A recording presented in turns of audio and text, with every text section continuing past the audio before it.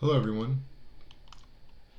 It's Saturday, and I'm following the discussion threads for this week, and I'm really impressed.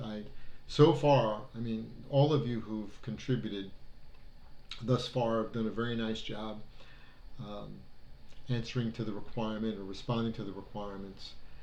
But I have to tell you, Christopher brings up some really neat points, and so does Maria, in the sense of both of them kind of come together and probably we do too, with some of these past experiences where we may have experienced an injustice towards ourselves or towards others, and we've developed biases, instinctive reflexes um, to these situations that we confront. In Christopher's case, he was transplanted, I believe, from a city life to a rural life up in New York, and he experienced some things probably that may have shocked him. You know, um, where in the city there's more homogeneity. In the rural parts of whatever state or part of the country we're in, there's not so much of this amalgamation of cultures and mix of people. So in some respects, it's easier to live in a city, regardless of what you look like or who you are. Maria talks about interpersonal relationships at work, and is quite honest about you know um, some of her, I guess, maybe perceived views towards people with different political views. And a lot of this was generated from the Alan Dershowitz video that I've asked you to watch, and putting things aside and looking at our principles, right? And when I say things, I mean all those items that would affect our unbiased critical thinking, right? Um, and in Dershowitz's case, whether you take him at face value or not, let's just take him at face value. Assuming what he says comes from the heart, comes from the head, we should stand on principles, right? We should stand on our frameworks that are undergirded by those core value principles. Because if we don't, we then exhibit favoritism, and we can then get on that slippery slope. But really, the question is that I have for you: are you a closet Satanist? That's right.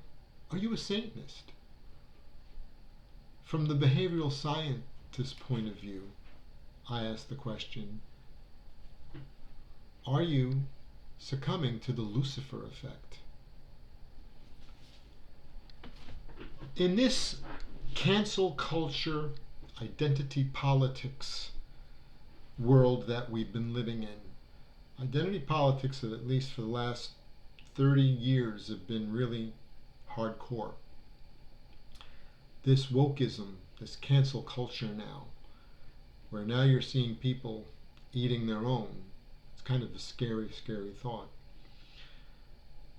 Philip Zimbardo, a Stanford University professor, who did the famous Stanford studies. And in the Stanford studies, he took college students, basically grouped them into two separate groups. This set will portray prisoners. This set will be security guards.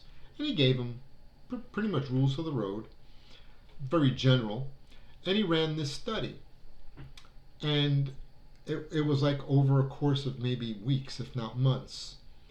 Well, what ultimately happened was the young college students who were acting the part of the security guards became abusive and hostile to the other students who were just portraying the part of being either a criminal or kind of mentally challenged or impaired.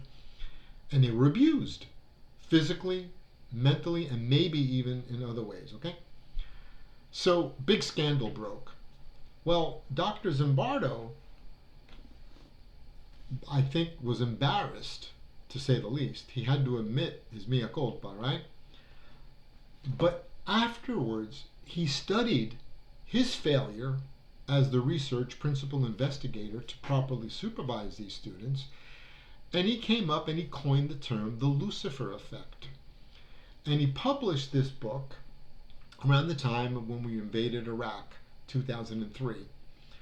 And there was a situation at a prison called Abu Ghraib, where American soldiers began abusing physically, emotionally, and sexually these Iraqi Ba'ath Party, I guess, terrorists, enemy, whatever you want to call them, right?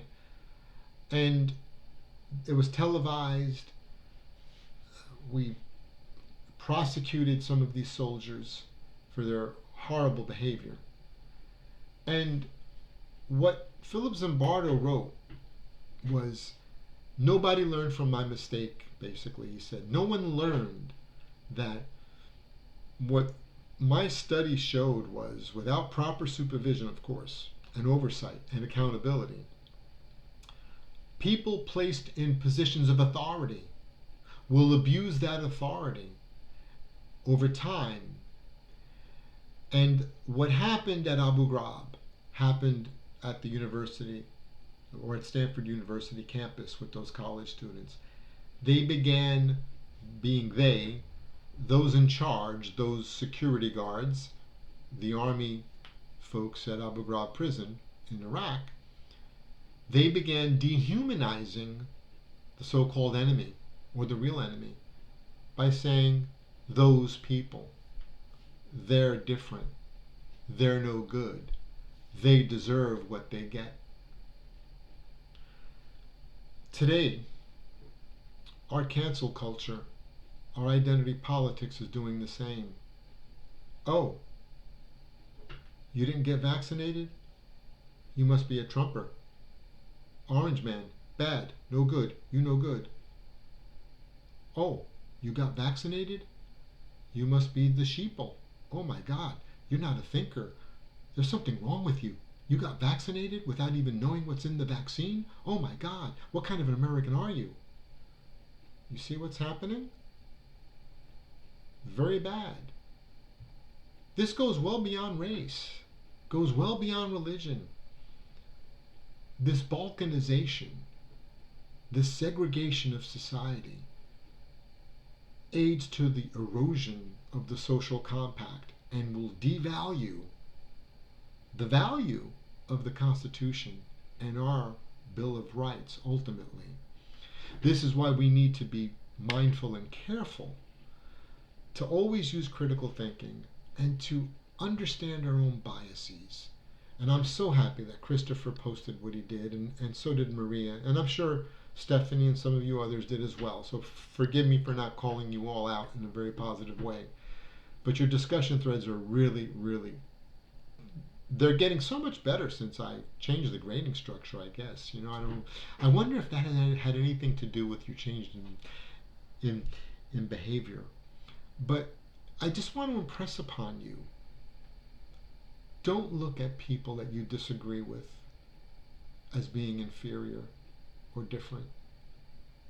Look at them as human beings worthy of respect. Now, granted, if they're committing a violent crime against you, you know, if they're vile, and just put that aside. But if just because someone has a different political view or religious view, don't put them in a box. Don't categorize them. You're missing an opportunity to really grow yourself. And more importantly, you're missing an opportunity to not only show emotional maturity, but to show love. And for those of you that scoff at that concept, you don't understand. It's easy to love a pepperoni pizza on a Friday night, okay? It's harder to love those things that you find distasteful, right? That unsweetened cottage cheese or yogurt. But those are exactly the opportunities for growth, whether it's professional growth, right? Intellectual, emotional growth, spiritual growth. or love, which encapsulates all that. So, my friends, are you a Satanist? Do you follow Lucifer, who says they're different than you? They're no good. Once you label people something other than what they are, cherished human beings like you, you're on the wrong side, my friends. Look at this post or these posts. Read Christopher's. Read Maria's. Read all of them and think about it, because I know you each harbor biases. We all have done it. Who do you put in a group? Who do you kind of totally disregard because the mainstream media or TikTok says something? Or your favorite celebrity who's more interested in Botox injections in certain parts of their anatomy say something. But what does your mind say? What does your heart tell you? Think. And don't let your biases divide you from opportunities of growth. Have a great weekend. And even better yet, well, have a wonderful Thanksgiving. I might put out a video next week, we'll see. But again, I'm impressed with many of you now with the threads. Some of you finally got the memo. I'm glad. Some haven't, but that's okay. Everyone's situation is different, right? Thank you very much. Great Thanksgiving if we don't meet until next week, all right? And again, if you have any questions, let me know. But remember, don't be a Satanist.